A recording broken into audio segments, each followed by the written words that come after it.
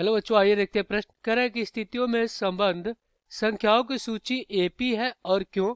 प्रत्येक मीटर की खुदाई के बाद एक कुआं खोदने में आई लागत, जबकि प्रथम मीटर खुदाई की लागत 150 है और बाद में प्रत्येक मीटर की खुदाई की लागत 50 रुपया बढ़ती जाती है। तो चलिए हम क्या करते हैं, यहाँ पे मुख्य अवधारणा लिखते हैं। मुख्य अवधारणा। तो ये क्या होगा इस प्रश्न के लिए। तो देखिए एपी की बात हो रही है, तो हम क्या करेंगे, यहाँ पे मान लेंगे माना एपी का प्रथम पद ए तथा सर्वांतर डी है। हमने प्रथम पद ए तथा सर्वांतर डी मान लिया। तो एपी का व्यापक रूप क्या हो जाएगा, ए कामा ए प्लस डी कामा ए प्लस 2d कामा ए प्लस 3d कामा डैश डैश डैश, इस प्रकार से होगा। जहां डी क्या होता है, ये सर्वांतर होता है, ये होता है a2 माइनस a1 बराबर a3 माइनस a2। यानी प्रत्येक अगले पद में से उसके पहले वाले पद को घटाते हैं तो हमें सर्वांतर मिलता है, और सर्वांतर प्रत्येक अवस्था में समान होना चाहिए, तभी एपी में है, अन्यथा नहीं है।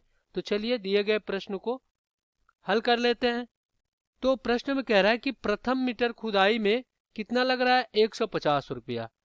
तो यहाँ पे अगर लिखें प्रथम मीटर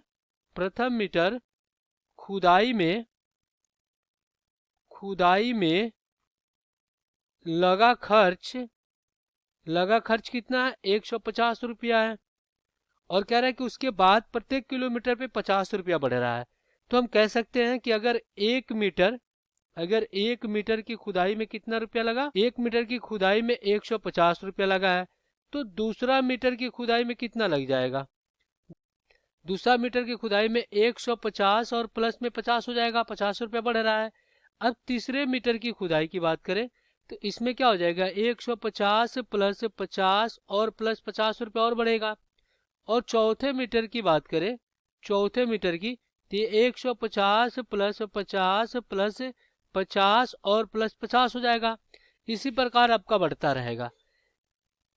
यानी कि देखिए प्रत्येक 1 किलोमीटर बढ़ने पे 50 रुपया बढ़ रहा है, तो इसको हम लिख सकते हैं 150, और इसको हम क्या लिख सकते हैं 150 प्लस 50, और इसको हम लिख सकते हैं 150 प्लस 2 गुणे में 50, और इसको हम क्या लिख सकते हैं, इसको लिख सकते हैं 150 प्लस 3 गुणे में क्या लिख सकते हैं, 50 लिख सकते हैं। यानी कि देखिए आपका इसी रूप का बन रहा है श्रेणी एक, जो ये क्रम बन रहा है आपका इसी रूप का बन रहा है। देखिए 150 ए अगर प्रथम पद है, अगर इसको ए मान ले, और ये 50 रुपया बढ़ रहा है तो इसको डी मान ले, तो ये आपका 50-50 रुपया बढ़ता जा रहा है। यानी क्या हो गया, 2d 3d के रूप में हो गया। तो इस प्रकार यहाँ पे अगर निकाले एपी तो क्या हो जाएगा, ये हो जाएगा 150 कामा कितना हो जाएगा 200 कॉमा कितना हो जाएगा 250 कॉमा कितना हो जाएगा, ये हो जाएगा आपका 300 कॉमा डैश डैश डैश, इसी प्रकार हो रहा है। अब यहाँ पे अगर a2 माइनस 7 करे, यानी 200 में से अगर 150 को घटाए तो भी 50 आ रहा है, और 250 में से 200 को घटाए तो भी 50 आ रहा है, यानी सर्वांतर समान आ रहा है, यानी प्रत्येक अवस्था में सर्वांतर समान है। तो ये जो क्रमबद्ध है, ये जो श्रेणी है किसमें है, समांतर श्रेणी में है। तो इस प्रकार हम कह सकते हैं कि अतः उपरोक्त संबंध समांतर श्रेणी में है, समांतर श्रेणी में है। तो आशा करते हैं बच्चों ये प्रश्न आपको समझ में आया होगा। धन्यवाद।